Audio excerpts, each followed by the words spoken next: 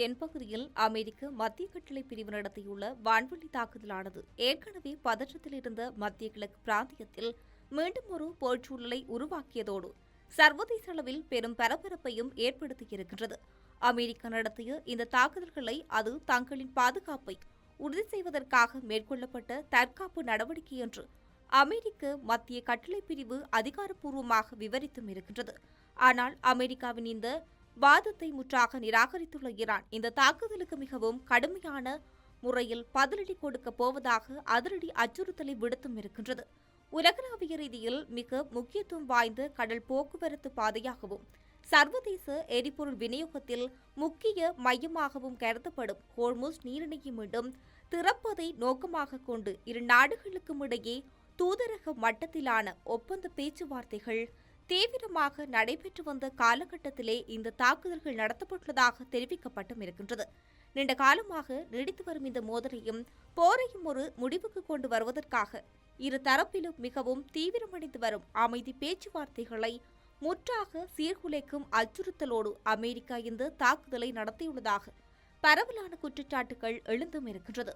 America தற்காப்பு தாக்குதல்கள் என்று நியாயப்படுத்தும் இந்த ராணுவ நடவடிக்கையானது இரு நாடுகளுக்கும் இடையில் ஏற்கனவே எட்டப்பட்டிருந்த பலவீனமான போர் நிறுத்த உடன்பாட்டை அப்பட்டமாக மீறும் ஒரு செயல் என்று ஈரான் இதன்போது மிக கடுமையான முறையில் குற்றம் சாட்டியும் இருக்கின்றது. அமெரிக்காவின் இந்த திட்டமிட்ட விரோத செயல்களினாலும் ஆக்கிரமிப்பு நடவடிக்கைகளாலும் பிராந்தியத்தில் ஏற்பட போகும் அனைத்து விதமான மோசமான விளைவுகளுக்கும் அதனால் விளையும் பேரழிவுகளுக்கும் அமெரிக்கா ஆட்சியை முழுமையான பொறுப்பேற்க வேண்டும் என்று ஈரான் தரப்பில் மிகவும் தெளிவாக கூறப்பட்டும் இருக்கின்றது.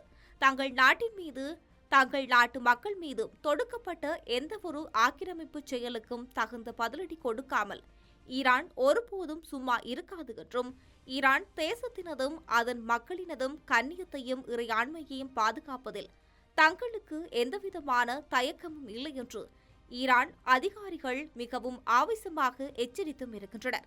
அமெரிக்கா நடத்திய இந்த வான்வெளி தாக்குதல்களுக்கு மிக விரைவில் மிக கடுமையான முறையில் பதிலடி கொடுக்கப்படும் என ஈரான் நாட்டின் உயர் அதிகாரிகள் தொடர்ச்சியாக எச்சரித்து வரும் நிலையில் ஈரானுக்கும் அமெரிக்காவுக்கும் இடையே தற்போது எல்லையில்லாத போர் பதற்றம் நீடித்து வருகின்றது. இரு நாடுகளுக்கும் இடையே நிலவும் இந்த தீவிரமான மோதல் போக்கானது பிராந்தியத்தில் அமைதியை ஏற்படுத்துவதற்காக சர்வதேச சமூகத்தினால் எடுக்கப்பட்டு வந்த மிக பலவீனமான ராஜதந்திர முயற்சிகள் அனைத்தையுமே முற்றாக பாதிக்கும் நிலையை ஏற்படுத்தியதோடு மத்திய கிழக்கில் மீண்டும் ஒரு முழுகளவிலான போர் வெடிப்பதற்கான அச்சுறுத்தலையும் உலக அரங்கில் தோற்றுவித்தும் இருக்கின்றது. ஈரானின் தென்பகுதியில் அமெரிக்க மத்திய கட்டளை பிரிவு நடத்திய வான்வெளி தாக்குதலை தொடர்ந்து மத்திய கிழக்கு பிராந்தியத்தில் ஏற்பட்டுள்ள அசாதாரண சூழ்நிலையானது தற்போது புதியதொரு உக்கிர கட்டத்தை எட்டியும் இருக்கின்றது. தென் ஈரானில் உள்ள ஈரானிய ஏவுகணை தளங்கள் மற்றும் கடல் கன்னிவெடிகளை புதைக்க முயன்ற படகுகள் மீது தங்களின் படைகள் தாக்குதல் நடத்தியதாக அமெரிக்க தரப்பு அதிகாரப்பூர்வமாக அறிவித்த சில மணி நேரங்களிலே ஈரானின் உச்ச தலைவர் மொஜ்தபா கமேனி மிக கடுமையானதொரு எழுத்துப்பூர்வ அறிக்கையை வெளியிட்டு அமெரிக்காவுக்கு நேரடி எச்சரிக்கை விடுத்தும் இருந்தார். அமெரிக்காவுடனான தற்போதைய போரானது மத்திய கிழக்கில் அமைந்துள்ள அமெரிக்க ராணுவ தளங்கள் இனிமேல் எவ்வளவு காலத்துக்கும் பாதுகாப்பானவை அல்ல என்பதை மிக தெளிவாக நிரூபித்துள்ளது என்று உச்ச தலைவர் மொஜ்தபா கமேனி தனது அறிக்கையில் ஆணித்தனமாக தெரிவித்துள்ளார். ஈரானிய படைகளால் தங்கள் நாட்டுக்கு துருப்புகள் ஏற்படும் அச்சுறுத்தல்களிலிருந்து அவர்களை பாதுகாப்பதே இந்த தாக்குதலின் நோக்கம் என்று அமெரிக்க மத்திய கட்டளை பிரிவு விளக்கம் அளித்துள்ள போதிலும் அதனை ஈரான் கடுமையாக சாடியும் இருக்கின்றது. ஈரானின் இந்த அதிரடி நிலைப்பாட்டுக்கு வலுச்சேர்க்கும் வகையில் ஈரானின் புரட்சிகர பாதுகாப்பு படையும் தங்களின் அதிகாரப்பூர்வ அறிவிப்பை வெளியிட்டும் இருக்கின்றது. அமெரிக்காவின் எந்தவொரு ஆக்கிரமிப்பு அல்லது தாக்குதலுக்கு மிக வலுவான முறையில் தகுந்த பதிலடி கொடுக்கப்படும் என்று தங்களின் நாட்டு மக்களுக்கு உறுதியளித்தும் இருக்கின்றது. முஸ்லிம் நாடுகளிடையே அதிகப்படியான ஒத்துழைப்பையும் ஒற்றுமையையும் வலியுறுத்தும் மிக முக்கிய தருணமான ஹஜ் யாத்திரையின் தொடக்கத்தை முன்னிட்டு இந்த அறிக்கையை வெளியிட்டுள்ள உச்ச தலைவர் மொஜ்தபா கமேனி காலம் ஒருபோதும் பின்னோக்கி செல்வதில்லை என்றும் இந்த பிராந்தியத்தில் உள்ள இஸ்லாமிய நாடுகளும் நிலங்களும் இனிமேலும் அமெரிக்க ராணுவ தளங்களுக்கு கேடயமாக செயற்படாது என்று மிக ஆவேசமாக வலியுறுத்தியும் இருக்கின்றார். கடந்த பிப்ரவரி மாத இறுதியில் இரண்டு நாடுகளுக்கும் இடையே போர் தொடங்கிய முதல் நாளன்று அமெரிக்க மற்றும் ஆஸ்திரேலிய படைகள் நடத்திய கூட்டு தாக்குதலில் தனது தந்தையை இழந்த பின்னர் ஈரானின் உச்ச தலைவராக பதவியேற்ற மொஜ்தபா கமேனி இந்த போர் ஆரம்பித்த நாள் முதலாய் ஈரான் தரப்பில் மிகவும் உறுதியான விட்டுக் கொடுக்காத போர்க்குணமிக்க நிலைப்பாட்டையே தொடர்ச்சியாக வெளிப்படுத்தியும் வருகின்றார். இந்த போரின் போது அமெரிக்கா மற்றும் ஆஸ்திரேலியின் கூட்டு தாக்குதலுக்கு பதிலடி கொடுக்கும் விதமாக ஈரான் ராணுவமானது மத்திய கிழக்கு பிராந்தியம் முழுவதும் பரவி காணப்படும் அமெரிக்க ராணுவ தளங்கள் மீது மிக கடுமையான குண்டுவீச்சு தாக்குதல்களை நடத்தியும் இருக்கின்றது. ஈரானின் இந்த அதிரடி ஏவுகணை மற்றும் குண்டுமலை தாக்குதல்கள் காரணமாக மத்திய கிழக்கில் இருந்து பல அமெரிக்க வீரர்களின் தங்கும் விடுதிகள் மற்றும் அவர்களின் முக்கிய அலுவலகங்கள் முற்றாக சேதமடைந்தும் இருக்கின்றது. அங்கிருந்த அமெரிக்க துருப்புகள் அவசரமாக வேறு இடங்களுக்கு இடம்பெயர வேண்டிய கட்டாய நிலை ஏற்பட்டதாக அமெரிக்க உயர் அதிகாரிகளே ஒப்புக்கொண்டும் இருக்கின்றனர்.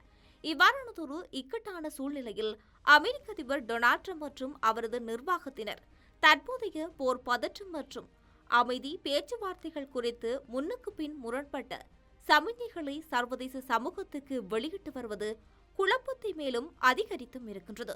அமெரிக்க வெளியுறவுத்துறை அமைச்சர் மார்க்கோ ரூபியோ செவ்வாய்க்கிழமையன்று விடுத்த அறிவிப்பின் போது இரு நாடுகளுக்கும் இடையே போரை முற்றாக முடிவுக்கு கொண்டு வருவதற்கான தூதரக அளவிலான பேச்சுவார்த்தைகள் தற்போதும் தொடர்ந்து கொண்டிருப்பதாகவும் ஒரு சுமூகமான ஒப்பந்தம் ஏற்படுத்துவதற்கு இன்னும் சில நாட்கள் மட்டுமே ஆகலாம் என்றும் மிகவும் நம்பிக்கையான தொனியில் தெரிவித்தும் இருந்தார்.